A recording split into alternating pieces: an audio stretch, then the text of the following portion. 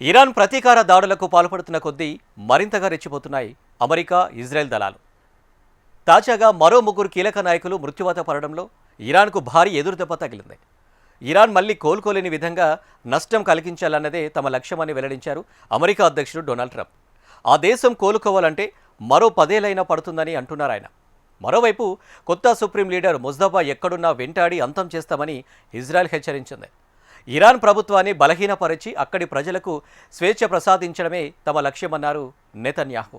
America, Israel దాడుల్లో ఇరాన్కు భారీ ఎదురుదెబ్బలు తగులుతున్నాయి. యుద్ధం మొదలైన 3 వారాలు గడిచిన నేపథ్యంలో 3 కీలక వ్యక్తులు చనిపోయారు. మంగళవారం నాటి దాడుల్లో దివంగత సుప్రీం లీడర్ ఆయతుల్లా అలీ ఖమేనీకి కుడిభుజంగా పనిచేసిన సుప్రీం నేషనల్ సెక్యూరిటీ కౌన్సిల్ కార్యదర్శి Ali Larijani, Iran Islamic revolutionary guard కోర్కు చెందిన Basij paramilitary force commander general Gholam Reza Soleimani మృత్యువాత పడ్డారు. తాజాగా ఐడిఎఫ్ చేపట్టిన వైమానిక దాడుల్లో ఇరాన్ నిఘా వ్యవహారాల మంత్రి ఇస్మాయిల్ ఖాతిబ్ హతమైనట్లు తెలిసింది. ఈ విషయాన్ని ఇజ్రాయెల్ రక్షణ శాఖ మంత్రి ఇజ్రాయెల్ కట్జ్ ప్రకటించారు. యుద్ధం తొలి రోజున సుప్రీం లీడర్ ఆయతుల్లా అలీ ఖమేనీని చంపేసిన తరువాత అంతటి భారీ విజయం ఇదే అంటున్నారాయన. ఉత్తర టెహ్రాన్లోని సాదాబాద్ ప్యాలెస్ ప్రాంతంతో పాటు మధ్య టెహ్రాన్, కరాజ్, షెహర్యార్, షిరాజ్ నగరాలపై ఇజ్రాయెల్ క్షిపణులు, డ్రోన్లు ప్రయోగించింది. 1958లో జన్మించిన లారిజానీ ఇరాన్లో అత్యంత ప్రజాదరణ గల రాజకీయ కుటుంబం నుంచి వచ్చాడు. మాజీ సుప్రీం లీడర్ అలీ ఖమేనీకి కుడిభుజంగా వ్యవహరించారు. ఇరాన్ అణు కార్యక్రమంలో కీలకంగా పనిచేశాడు. సుప్రీం నేషనల్ సెక్యూరిటీ కౌన్సిల్ కార్యదర్శిగా సేవలందించాడు. 2025లో ఇజ్రాయెల్ దాడుల తర్వాత మళ్లీ సెక్యూరిటీ చీఫ్గా బాధ్యతలు చేపట్టాడు. అణ్వాయుధాల అంశంపై అమెరికాతో ప్రభుత్వంతో జరిగిన చర్చల్లో సుప్రీం లీడర్ ఖమేనీకి సలహాదారుగా నియమితులయ్యారు. తాజాగా ఇజ్రాయెల్ అమెరికాలతో పోరాటంలో తమ సైన్యాన్ని సమన్వయం చేశాడు. కాగా ఖమేనీ మరణం తర్వాత సుప్రీం లీడర్గా ముస్తఫా ఎన్నికైన సంగతి తెలిసిందే. ఆయన నియామకాన్ని లారిజానీ వ్యతిరేకించినట్లుగా సమాచారం. ఇక సులేమానీ బసిజ్ మిలియా ఫోర్స్ చీఫ్ పదవిలో ఇరాన్లో జరిగిన నిరసనలను ఉక్కు పాదంతో అణిచివేసినట్లుగా అతడిపై ఆరోపణలొచ్చాయి. సులేమానీ మరణంతో ఆ దళం చాలా వరకు బలహీనపడినట్లేనని నిపుణులు అంచనా వేస్తున్నారు. ఇరాన్లో అత్యంత శక్తివంతమైన నేతగా లారిజానీకి పేరుంది. ఖమేనీ మరణం తర్వాత నుంచి ఇజ్రాయెల్ అతడిపై గురిపెట్టింది. గత 2 వారాల నుంచి తరచూ స్థావరాలు మార్చినట్లుగా ఇజ్రాయెల్ నిఘా వర్గాలు గుర్తించాయి. లారిజానీని ట్రాక్ చేసేందుకు ఇజ్రాయెల్ ప్రత్యేక వ్యవస్థను రంగంలోకి దించింది. ఈ క్రమంలోనే అతడి కుమార్తె ఇంట్లో ఉన్నాడని అత్యంత పక్కా సమాచారంతో ఐడిఎఫ్ దళాలు లారిజానీ ఉన్న ప్రాంతంలో వైమానిక దాడులు జరిపాయి. ఈ ఘటనలో లారిజానీతో పాటు అతడి కుమారుడు కూడా మృతి చెందాడు.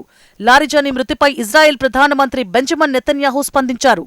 ఇరాన్ ప్రభుత్వాన్ని బలహీనపరిచి ప్రజలకు స్వేచ్ఛ ప్రసాదించడమే తమ లక్ష్యమని పునరుద్ఘాటించారు. ఇరాన్ ప్రజల భవిష్యత్తు వారి చేతుల్లో ఉండాలన్నదే తమ ఉద్దేశమని వివరించారు. అలీ లారిజానీతో పాటు బసిజ్ చీఫ్ సులేమానీని హతమార్చామని ప్రకటించారు. వారిద్దరూ గ్యాంగ్స్టర్ అసిస్టెంట్లు అంటూ మండిపడ్డారు. ఇన్నాళ్లు ప్రజలను భయపెట్టారని విమర్శించారు. ఇక ఇరాన్ కొత్త సుప్రీం లీడర్ ఆయతుల్లా ముస్తఫా ఖమేనీ ఎక్కడ ఉన్నా వెంబడించి అంతం చేస్తామని ఇజ్రాయెల్ హెచ్చరించింది. తమ దేశానికి ముప్పుగా ఉన్నవారు ఎప్పుడూ తమ టార్గెట్లోనే ఉంటారని ఇజ్రాయెల్ డిఫెన్స్ ఫోర్సెస్ వెల్లడించింది. ఆయన ఎక్కడున్నారన్న దానిపై మా వద్ద ప్రస్తుతం సమాచారం లేదు. మాకు వ్యతిరేకంగా వ్యవహరించేవారు మా నుంచి తప్పించుకోలేరు. వారిని తరిమి అంతం చేస్తాం. ఎప్పుడు ఎక్కడ అనేది అప్పుడే ఖచ్చితంగా చెప్పలేకపోయినా మా టార్గెట్ మాత్రం మిస్ కాదు అని స్పష్టం చేశారు. మరోవైపు దాడుల్లో గాయపడిన ఖమేనీని చికిత్స కోసం రష్యాకు తరలించినట్లు వచ్చిన వార్తలను ఇరాన్ ఖండించింది. ఇదొక కొత్త తరహా మానసిక యుద్ధం. ఇరాన్ నేతలకు పారిపోవాల్సిన, షెల్టర్లలో దాక్కోవాల్సిన అవసరం లేదు. వారు ప్రజల మధ్య ఉంటారు అని ఆ దేశ అధికారులు వ్యాఖ్యానించారు. ఇజ్రాయెల్, అమెరికా సంయుక్త దాడుల వల్ల ఇప్పటికే ఇరాన్ భారీగా నష్టపోయింది. ఓవైపు కీలక నేతలు వరుసగా ప్రాణాలు కోల్పోతుండగా మరోవైపు అణుస్థావరాలు, పౌర నివాసాలు పూర్తిగా దెబ్బతింటున్నాయి. ఇరాన్పై దాడులు ఇంకా ముగియలేదని తెలిపారు అమెరికా అధ్యక్షుడు ట్రంప్. ఆ దేశానికి శాశ్వత నష్టం కలిగిస్తామన్నారు. యుద్ధాన్ని ఆపేసినా ఆ దేశాన్ని పునర్నిర్మించుకోవడానికి 10 ఏళ్ల సమయం పడుతుందని అన్నారు. కానీ మళ్లీ కోలుకోలేని విధంగా ఇరాన్కు నష్టం కలిగించాలన్నదే తమ లక్ష్యమని వెల్లడించారు. మరో అధ్యక్షుడు ఇటువంటి తప్పు చేయకుండా ఇరాన్కు తగిన బుద్ధి చెబుతామని ట్రంప్ పేర్కొన్నారు. భవిష్యత్తులో ఇరాన్ నుంచి ఎవరికీ అణుముప్పు కలగకుండా చూడటమే తమ లక్ష్యమన్నారు. మరో 2 వారాల పాటు ఈ యుద్ధం కొనసాగే అవకాశముందన్నారు. తాము ముందుగా దాడులను ప్రారంభించకపోయి ఉంటే ఇరాన్ ఇప్పటికే పలు అణ్వాయుధాలను అభివృద్ధి చేసేదన్నారు ట్రంప్. మరోవైపు ఇరాన్ మీద భారీ ఎత్తున సైనిక చర్యలు కొనసాగుతున్నాయి. రాజధాని టెహ్రాన్ భారీ స్థాయిలో వైమానిక దాడులు చేపట్టింది ఇజ్రాయెల్. టెహ్రాన్లోని Islamic revolutionary guard corps navy ప్రధాన కార్యాలయాన్ని ధ్వంసం చేశారు. ఈ కార్యాలయం ఇరాన్ ప్రభుత్వానికి చెందిన ఒక పెద్ద సైనిక సముదాయంలో ఉంది. ఇక్కడి నుంచే పలువురు సీనియర్ నౌకాదళ కమాండర్లు సముద్ర మార్గంలో ఉగ్ర కార్యకలాపాలకు పర్యవేక్షించేవారు.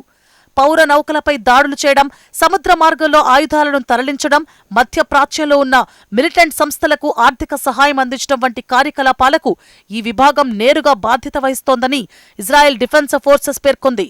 ముఖ్యంగా ఇరాక్, లెబనాన్, యమన్ ప్రాంతాల్లోని ఉగ్రవాద గుంపులకు సముద్ర మార్గం ద్వారా ఆయుధాలు సరఫరా చేస్తున్నారని తెలిపింది. ఈ దాడి ద్వారా IRGC navy command and control వ్యవస్థకు పెద్ద దెబ్బ తగిలిందని ఐడిఎఫ్ పేర్కొంది. అమెరికా, ఇజ్రాయెల్ దాడులకు ప్రతిగా మరింత రెచ్చిపోతోంది ఇరాన్. ఇజ్రాయెల్తో పాటు గల్ఫ్ దేశాలపై వైమానిక దాడులు కొనసాగింది. చమురు కేంద్రాలను ఇరాన్ లక్ష్యంగా చేసుకుంటోంది. పుజైరా తీరంలో నిలిచి ఉన్న చమురు ట్యాంకర్పై తాజాగా డ్రోన్తో దాడికి దిగింది. ఈ ఘటనలో ఎలాంటి ప్రాణనష్టం జరగలేదు. దుబాయ్పై ఇరాన్ క్షిపణులు దూసుకొచ్చాయి. దాంతో ముందు జాగ్రత్తగా దుబాయ్ గగనతలాన్ని కొద్దిసేపు మూసివేశారు. అబుదాబిపై కూడా ఇరాన్ విరుచుకుపడింది. అయితే ఇరాన్ మిసైల్ను అబుదాబి సైన్యం కూల్చివేసింది. ఇక హర్ముజ్ జలసంధిపై ఇరాన్ పట్టు వీడవడం లేదు. అక్కడ చమురు రవాణాపై ఆంక్షలు కొనసాగించడం తప్ప మరో మార్గం లేదని ఇరాన్ పార్లమెంటరీ స్పీకర్ మొహమ్మద్ బఖేర్ బలీబాఫ్ తేల్చి చెప్పారు. తమ దేశంపైకి రాకెట్లు, క్షిపణులు దూసుకొస్తాయని తాము ప్రతిస్పందించకుండా మౌనంగా ఉండిపోవాలా అని ప్రశ్నించారు.